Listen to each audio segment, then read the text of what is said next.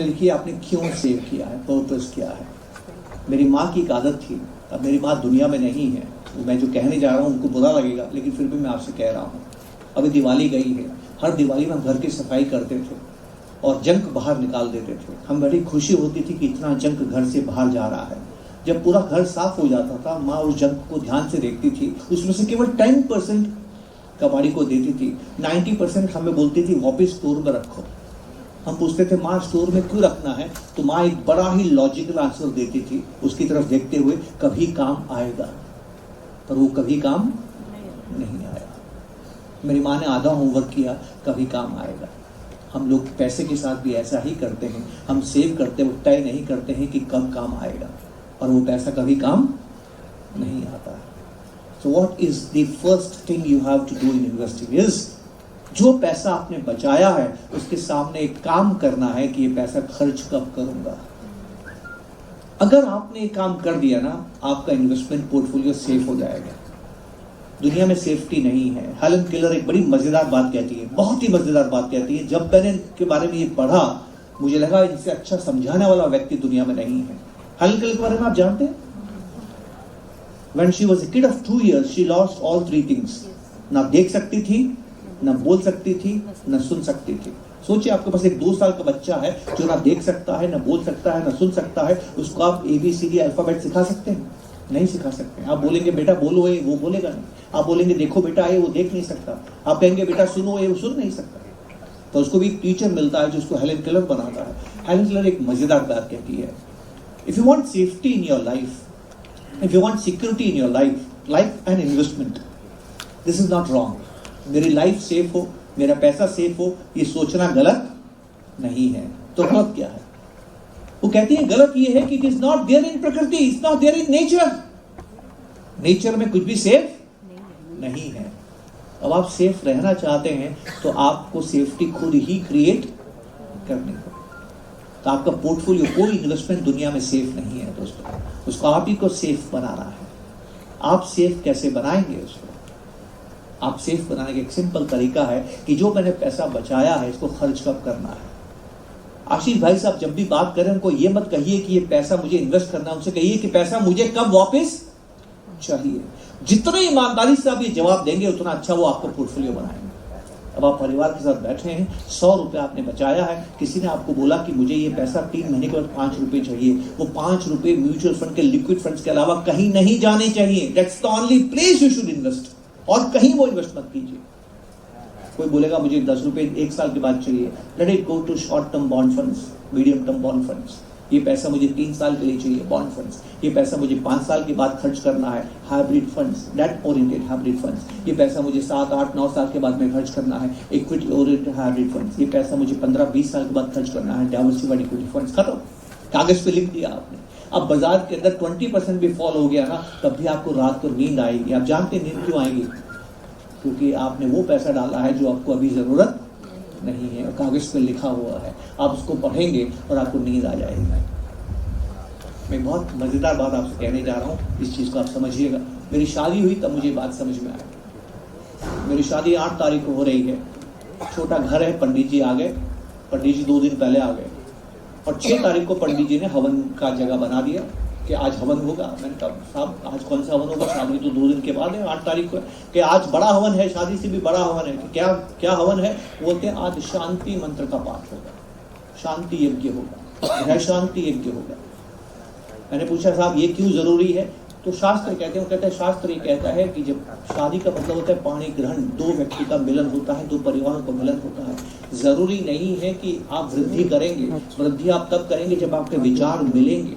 तो हमारे स्क्रिप्चर्स क्या कहते हैं? हमारे स्क्रिप्चर्स कहते हैं कि आप तब तक समृद्ध नहीं होंगे, प्रॉस्पेरिटी तब तक नहीं आएगी जब तक मन में पीस नहीं होगा। First peace then prosperity. तो हमारे यहाँ हम कुछ भी काम करते हैं पहले शांति मंत्र से काम शुरू करते हैं, जिसमें हम हर चीज को शांत रहने के लिए बोलते हैं। प्रकृति को शांत रहने के लिए कहते हैं, आकाश को शांत रहने के लिए कहते हैं, धरती को शांत रहने के लिए कहते हैं, हमारे भूतकाल को, प्रेजेंट को, फ्यूचर को शांत रहने के लिए कहते हैं। 3 बार ओम शांति ओम शांति ओम शांति बोलते हैं। बड़ी खूबसूरत तरीके से पंडित जी ने जो बताया, तुम्हारे और तुम्हारी पत्नी के बीच में शांति रहेगी तभी तो बनेगी, और बनेगी तभी तो परिवार आगे चलेगा, और तभी तो परिवार सर्वाइव करेगा। What is long term? Long term is sum total of short term. 10 साल आप तब देखेंगे जब 1 साल देखेंगे, 1 साल आप तब देखेंगे जब हर महीना देखेंगे, हर महीना आप तब देखेंगे जब हर सप्ताह देखेंगे, हर सप्ताह तब देखेंगे जब हर दिन देखेंगे, हर दिन आप तब देखेंगे जब हर घंटा देखेंगे, हर घड़ी आप तब देखेंगे जब एक क्षण देखेंगे। एक क्षण जिंदा रहेंगे तभी तो 10 साल देखेंगे। Long term is sum total of short term and every short term will challenge your peace. You have to peaceful every second. हर सेकंड आपको शांति रहनी है, और हर सेकंड जब आप शांत रहेंगे तब 10 साल में सर्वाइव करेंगे, और जब 10 साल सर्वाइव करेंगे तब कंपाउंडिंग होगी, तब जाके 50 करोड़ बनेंगे। तो शांति इतनी जरूरी है, और ये शांति तब तक नहीं आएगी जब तक आप सही एसेट एलोकेशन नहीं करेंगे। तो घर जाके थोड़ा चिंतन कीजिएगा कि आपने सही एसेट एलोकेशन किया है। थोड़ा नेट पे पढ़िएगा भी, what is the importance significance of asset allocation. जितने रिसर्च दुनिया में हुए हैं, जो सक्सेसफुल इन्वेस्टर्स दुनिया में हुए हैं, ऐसा देखा गया है कि in the end of their journey 93% cases के अंदर उनकी सक्सेस इसीलिए मिली है कि उन्होंने राइट एसेट एलोकेशन किया है। Because without peace there is no prosperity. तो ये काम अगर आपने कर लिया, सही एसेट एलोकेशन अगर आपने कर लिया, तो इंडिया की इकोनॉमी आपको कभी भी निराश नहीं करेगी। You cannot feel the way India's economy is progressing. और इंडिया की इकोनॉमी की जो सबसे आखिरी बात और सबसे ज़रूरी बात मैं आपको बताना चाहता हूँ, वो आप ध्यान से समझिएगा। मैंने थोड़ा इशारा आपको इसकी तरफ किया है, और वो ये है कि किसी भी इकोनॉमी के जब आप चलते हैं तो उसमें खोना क्या है। आप देखिए वेस्ट की प्रॉब्लम क्या है। वेस्ट की प्रॉब्लम क्या है? वेस्ट के पास टेक्नोलॉजी है, टेक्नोलॉजी से ऑटोमेशन है उनके पास।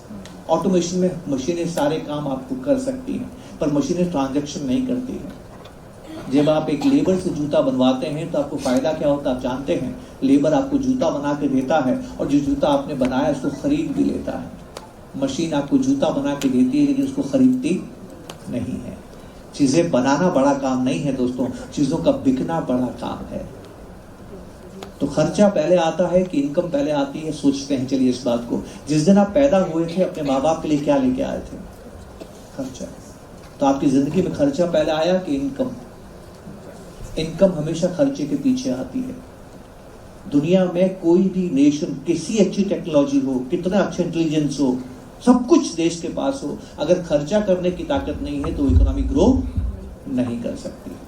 और खर्चा करने को आप तभी बढ़ाते हैं जब घर में बच्चा पैदा होता है।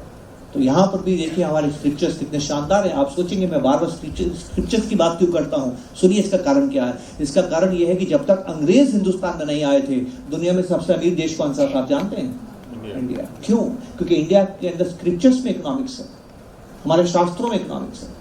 हमारे शास्त्रों में एक विधान है कि आपके जीवन का अंतिम लक्ष्य है मोक्ष प्राप्त करना। मोक्ष आप तब प्राप्त करते हैं जब अच्छे कर्म करते हैं। हम सभी लोग मोक्ष चाहते हैं, लेकिन हमारा शास्त्र एक मजेदार बात लिखता है। आप जानते क्या लिखता है? वो लिखता है कि अच्छे काम करने पर भी मोक्ष नहीं मिलेगा अगर आपने एक गलती की तो। और वो गलती क्या है? कि आपका दाह संस्कार आपके बच्चे ने नहीं किया।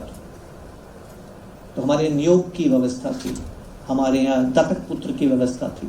हम गोद लेते थे, जिसके बच्चे नहीं होते थे वो गोद लेते थे ताकि उनको दाह संस्कार बच्चा करे तभी मोक्ष मिलेगा। और ये शास्त्रों में विधान क्यों है? क्योंकि आप दुनिया छोड़ेंगे तो बच्चे को छोड़ के जाएंगे, तभी तो खर्चे होंगे और तभी तो दुनिया चलेगी।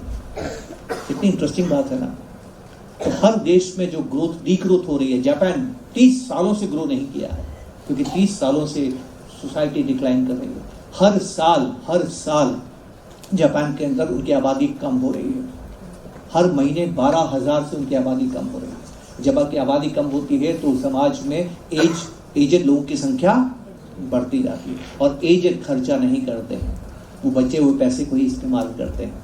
तो यू आर फॉर्चुनेट, आप ऐसे दौर को देख रहे हैं इंडिया में जिसको अमृतकाल कहते हैं। अमृतकाल मतलब उस काल में जब सबसे ज़्यादा प्रॉस्पेरिटी होती है।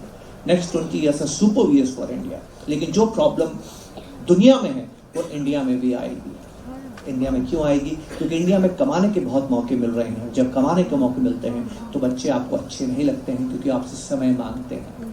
तो इंडिया का TFR भी कम होते जा रहा है। इंडिया का टोटल फर्टिलिटी 2 हो गया है। उन 2050 आते आते ये 2 से कम होना शुरू हो जाएगा। इसका मतलब ये है कि 2050 के बाद इंडिया की पॉपुलेशन में गिरना शुरू हो जाएगा। अगले 30 साल आपके पास में है पैसा बनाने के लिए। पैसा आसानी से बनता है, इसमें सिर्फ कंपाउंडिंग की जरूरत है। म्यूचुअल फंड आपको कभी निराश नहीं करेंगे। जिस तरह से आपको सिर्फ ये कहना है अपने एडवाइजर को कि आप अपने पैसे से चाहते क्या हैं और आपके पास वक्त कितना है। Mutual fund is the best way of investing. Mutual fund long term में डायरेक्ट स्टॉक से कहीं ज़्यादा रिटर्न आपको बना के देता है। मैं ये दावे के साथ आपको कह सकता हूँ डायरेक्ट स्टॉक में ज़्यादा पैसा नहीं बनता। ऐसा लगता है कि डायरेक्ट स्टॉक में ज़्यादा पैसा बनता है, पर वहाँ नहीं बनता है पैसा, क्योंकि हम शॉर्ट टर्म को एक्स्ट्रापोलेट करते हैं। आप किसी भी इन्वेस्टर को देख लीजिए, 15-20 साल के बाद आप मुड़ के देखेंगे जो रिटर्न्स आपको म्यूचुअल फंड दे सकते हैं वो डायरेक्ट इन्वेस्टिंग आपको नहीं दे सकती है। और आखिर में इन्वेस्टिंग का मतलब ये नहीं होता है कि आप जानते हैं, इन्वेस्टिंग का मतलब ये है कि आप स्वयं के इमोशंस को कंट्रोल करते हैं। इसलिए एडवाइज़र का होना बहुत ज़रूरी है।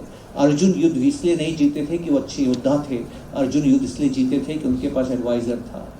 कर्ण अच्छा योद्धा था इसलिए हार गया कि उसके पास एडवाइज़र नहीं था। और वेद व्यास बहुत स्मार्ट थे, वो चाहते थे कि महाभारत जैसी कहानी लिखी जाए, तो उन्होंने स्मार्टनेस क्या दिखाई आप जानते हैं। पूरी महाभारत में कृष्ण पांडवों के साथ हैं, लेकिन जब युधिष्ठिर जुआ खेल रहे हैं उस वक्त कृष्ण द्वारका गए हुए हैं। क्यों द्वारका भेज दिया? क्योंकि अगर कृष्ण तब होते तो क्या द्रौपदी को दांव पे लगाने देते? महाभारत ही नहीं होती। तो एडवाइजर क्यों जरूरी है? क्योंकि वो आपको उन क्षणों में संभालता है जब आप कमजोर पड़ते हैं। इस 20 साल की यात्रा में कम से कम 20 बार ऐसा समय आएगा जब आपको लगेगा कि आपने गलत इन्वेस्टमेंट कर दिया और आपको बाजार से निकल जाना चाहिए, पर वहीं पर आप गलत हो जाते हैं। हम सभी जानते हैं कि बाजार बढ़ेगा, पर फिर भी बाजार गिरने पर हमें परेशानी होती है कि नहीं होती है? अगर आपको नहीं होती तो टीवी परेशानी कर देता है, सोशल मीडिया परेशानी कर देता है। अपनी बात खत्म कर रहा हूँ ये कहते हुए, don't watch TV on a daily basis, they are injurious to your wealth. Stop watching TV. Thank you very much.